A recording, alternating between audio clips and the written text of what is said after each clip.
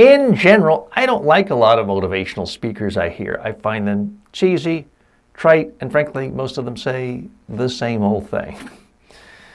But there is one motivational speaker I'll never forget. It was my first motivational speaker I ever heard, and I still think she's the best one I ever heard. It was my mother. Now, my mother was not in any traditional sense a motivational speaker.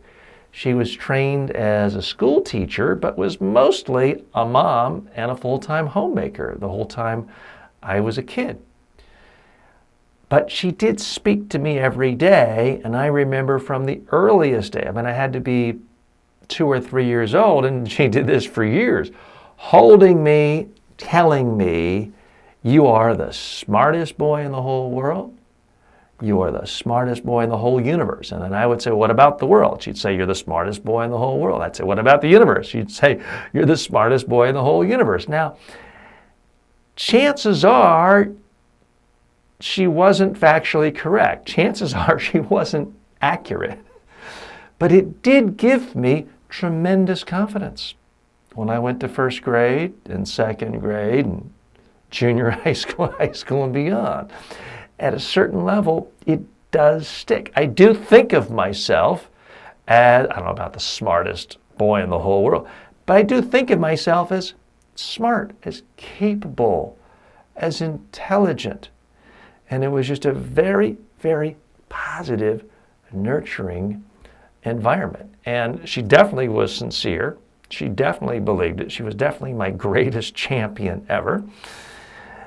And later, and she passed away a handful of years ago, but she did come to work for me and promoted me in my own business and did my bookkeeping and was very much an important part of my life until she passed away at age of 75.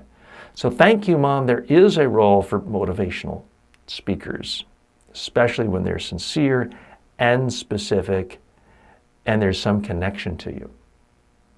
So why do I tell that story? I don't tell that story very often, but I am asked from time to time, what's the difference of a good motivational speaker and a bad one?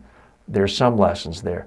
The main reason I tell that is I do think that human beings are much more open to learning with positive reinforcement. So when I'm doing a media training, a public speaking training, a presentation skills training, I'm trying to overwhelm people with positive reinforcement on what they're doing well. I'm trying to push out the weaknesses, what's bad. But I found the problem with traditional presentation skills courses is the all-knowing expert comes in, captures someone on video once and just says, "Here's 27 things you're doing wrong." And they may be accurate, but emotionally it's so overwhelming to people they just sort of give up and say, "Well, I'm not a speaker. This is an interesting course today. The teacher's great, but I shouldn't speak." That's not a good training. That's why I do believe in the positive reinforcement method. And to some extent, I give credit to that. Any success I have is from that first motivational speaker I ever heard, my own mom.